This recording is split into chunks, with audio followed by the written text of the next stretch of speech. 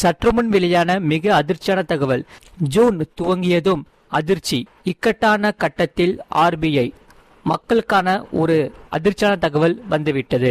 அது என்னன்னு சொல்லி இங்க பார்ப்போம். மறக்காம வீடியோக்கு லைக் பண்ணிட்டு சேனலை சப்ஸ்கிரைப் பண்ணிட்டு பாருங்க. ரிசர்வ் வங்கி ஜூன் முதல் வாரத்தில் நடத்தவிருக்கும் நாணய கொள்கை கூட்டம் மிகப்பெரிய சவாலை எதிர்கொள்ள உள்ளது. கடந்த சில நாட்களில் பெட்ரோல் மற்றும் டீசல் விலை 4 முறை உயர்ந்திருக்கும் விலையில் நாட்டின் பணவீக்கத்தை மீண்டும் அதிகரிக்கும் அபாயம் உருவாக்கி உள்ளது. இதன் மூலம் சென்னையில் பெட்ரோல் விலை தற்போது 107.77 ஆக உயர்ந்துள்ளது. அதே சமயம் டீசல் விலையும் 99.55 ஆக உயர்ந்துள்ளது. கடந்த 10 நாட்களில் மட்டும் 4 முறை விலை உயர்த்தப்பட்டுள்ளது. இது மக்களின் மிகவும் அன்றாட வாழ்வை பாதிக்கிறது. இது வெறும் எரிபொருள் விலை உயர்வு மட்டுமல்ல, இது நாடு முழுவதும் உள்ள பொருட்களின் விலையை பாதிக்கும் என்று பொருளாதார நிபுணர்கள் எச்சரிக்கின்றன. மறக்காம வீடியோக்கு லைக் பண்ணிட்டு பாருங்க. இந்தியாவின் சரக்கு போக்குவரத்தில் 65 முதல் 70% சாலை வழியாகத்தான் நடைபெறுகிறது. இதில் டீசல் விலை உயர்ந்தால் லாரி, பேருந்து உரிமையாளர்கள் சரக்கு கட்டணத்தை உயர்த்த வேண்டிய நிலை ஏற்படும். அந்த வகையில் காய்கறி, பால், உணவுப் பொருட்கள், கட்டுமான பொருட்கள் உள்ளிட்ட அனைத்து அத்தியாவசிய பொருட்களின் விலையும் தானாகவே உயரும். இதனால் பெட்ரோல் நேரடியாகவே குடும்ப செலவை பாதித்தாலும் டீசல் மூலம் வரும் மறைமுக பாதிப்பானது மிக பெரியது. அதே சமயம் உலக அளவில் கச்சா எண்ணெய் விலை ஒரு பேரல் $100 மேல் தொடர்ந்து நிலைத்திருப்பதும் ஆர்பிஐக்கு கூடுதல் நெருக்கடியை உருவாகி உள்ளது. இதனால் இந்தியா தனது எரிசக்தி தேவையில் சுமார் 85% மேல் இறக்குமதியை நம்பியுள்ளதால் கச்சா எண்ணெய் விலையானது ரூபாய் மதிப்பு இரண்டும் சேர்த்து இந்தியாவின் நிதி நிலையை ஆட்டம் காட்டி வருகிறது. அதே சமயம் உலக சந்தையில் இந்த கச்சா எண்ணெய் விலை உயர்ந்தால் இந்திய பொருளாதாரம் நேரடியாகவே பாதிக்கப்படும். இது இறக்குமதி செலவை அதிகரிக்கும், நாட்டின் பட்ஜெட் பற்றாக்குறையை அதிகரிக்கும், மேலும் ரூபாயின் மதிப்பை பலவீனப்படுத்தும். சரி, இக்கட்டான நிலையில் ஆர்பிஐ, அதாவது இந்த நிலையில்தான் ஜூன் மாத முதல் வாரத்தில் நடைபெறும் ஆர்பிஐ நாணய கொள்கை குழுவின் கூட்டமானது மிகவும் சிக்கலானதாக இருக்கும் என்று சொல்லப்படுகிறார்கள். ஏனென்றால் பணவீக்கம் கட்டுக்குள் இருந்தால் வட்டி விகிதத்தை குறைக்கலாம் என்ற எதிர்பார்ப்பு இருந்தது.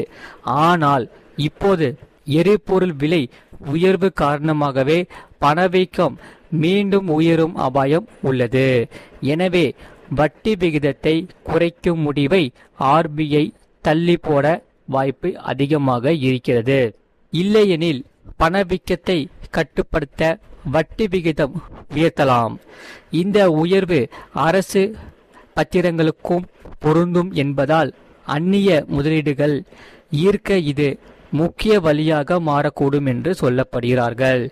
இதே வேளையில்தான் வட்டியை உயர்த்தினால் கடன் வாங்கிய இந்திய கார்ப்பரேட் நிறுவனங்களுக்கு இது பெரும் சுமையாக மாறும் என்று சொல்லப்படுகிறார்கள். இதனால்தான் ஆர்பிஐ எத்தகைய முடிவை எடுக்கும் என்பதில் பெரும் சிக்கல் உள்ளது. இதே வேளையில் அமெரிக்க பெடரல் வங்கி நிலைப்பாடு மிகவும் முக்கியமானது. அதே சமயம் சாமானிய மக்களுக்கு இதன் பொருள் என்ன என்பதை இங்கே பார்ப்போம். நீங்க மறக்காம வீடியோக்கு லைக் பண்ணிட்டு சேனலை சப்ஸ்கிரைப் பண்ணிட்டு தொடர்ந்து வீடியோவை பாருங்க. வட்டி உயர்த்தப்பட்டால் வீடு, கார், இருசக்கர வாகனம் போன்றவற்றுக்கு வாங்கிய கடன்களின் இஎம்ஐ அடுத்த சில காலம் உயர்த்த நிலையே இருக்கும் என்று சொல்லப்படுகிறது. பல பக்கம் காய்கறி, பால் பொருட்களின் விலையை மேலும் உயரும் வாய்ப்பு மிகவும் அதிகமாக இருக்கும். மறுபுறம் ஆர்பிஐ வட்டி உயர்வின் மூலம் இஎம்ஐ அதிகரிக்க உள்ளது. இது இரண்டு பக்கம் சாமானிய மக்கள் அடிவாங்க இருக்கும் வேளையில் ஆர்பிஐ பணவீக்கத்தை கட்டுக்குள் வைக்க முன்னுரிமை கொடுக்கும் என்பதால் வட்டி விகித குறைப்பு இப்போதைக்கு தள்ளி போகும் அல்லது அடுத்த கூட்டத்தில் வட்டி விகிதம் அதிகரிக்கும் என்று சொல்லப்படுகிறார்கள். மறக்காம வீடியோக்கு ஒரு லைக் பண்ணிட்டு சேனலை சப்ஸ்கிரைப் பண்ணிட்டு பாருங்க. அதே சமயம் இந்தியாவில் கடந்த சில நாட்களாக பெட்ரோல் மற்றும் டீசல் விலையானது உயர்ந்து கொண்டே வருகிறது.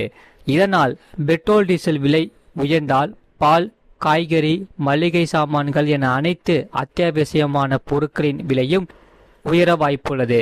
அந்த வகையில் பெட்ரோல் டீசல் தேவையில் சுமார் 87% இறக்குமதியின் மூலமாகவே பூர்த்தி செய்து கொள்கிறது. எனவே நாட்டிற்கு இது பாதகமான விஷயமாகவே கருதப்படுகிறது. அதிகப்படியான இறக்குமதியால் இந்தியாவின் அந்நிய செலவாணி கையிருப்பு குறைகிறது. எனவே இத்தனால் போன்ற மாற்று எரிபொருட்களின் இயங்கும் வாகனங்களில் பயன்பாட்டை மத்திய அரசு ஊக்குவித்து வருகிறது.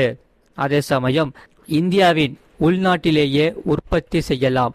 கரும்பு, மக்காசோளம் மற்றும் கோதுமை போன்றவற்றில் இருந்து எத்தனால் தயாரிக்கப்படுகிறது. எனவே இது இந்தியாவின் விவசாயிகளுக்கும் நன்மையை ஏற்படுத்தும் என்று சொல்லப்படுகிறார்கள். இந்த சூழலில்தான் மத்திய சாலை போக்குவரத்து மற்றும் நெடுஞ்சாலைகள் துறை அமைச்சர் நிதின் கட்கரி தற்போது மிக முக்கியமான அறிவிப்பு ஒன்றை வெளியிட்டுள்ளார். அது மாருதி சுசுகி நிறுவனத்தின் டியூரல் வாகனத்தின் அறிமுகம் பற்றிய அறிவிப்பு ஆகும். வரும் ஜூன் 5ஆம் தேதி உலக சுற்றுச்சூழல் தினம் கொண்டாடப்படுகிறது. அன்றைய தினம் டெல்லியில் நடைபெறும் நிகழ்ச்சியில் மாருதி சுசுகி நிறுவனம் புதிய பிளஸ் ஃபியூயல் வாகனம் ஒன்றை அறிமுகம் செய்ய உள்ளதாக நிதின் கட்கரி தெரிவித்துள்ளார். அதே சமயம் இந்த E100 எரிபொருள் இயங்கக்கூடியதாக இருக்கலாம் என கருதப்படுகிறது.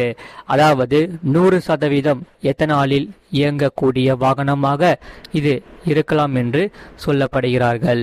தற்போதைய நிலையில் இந்திய சந்தையில் ஒரு பிளஸ் ஃபியூயல் 4 சக்கர வாகனம் கூட விற்பனையில் இல்லை என்பது இங்கே குறிப்பிடத்தக்க விஷயமாகும்.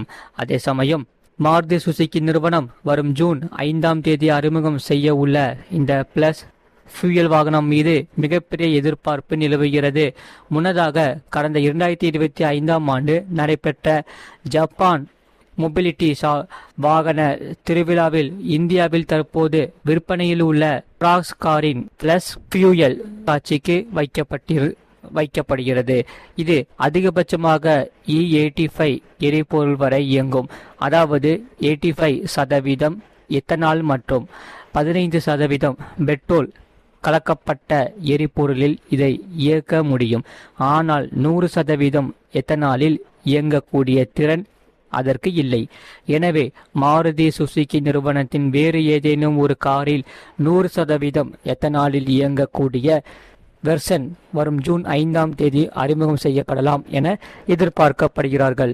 மறக்காம வீடியோக்கு லைக் பண்ணிட்டு சேனலை சப்ஸ்கிரைப் பண்ணிட்டு பக்கத்தில் பெல் பட்டனை கிளிக் பண்ணிக்கோங்க. அதே சமயம் இந்த செய்தியை பற்றி நீங்கள் என்ன சொல்றீங்கிறத கமெண்ட் செக்ஷனில் மறக்காம கமெண்ட்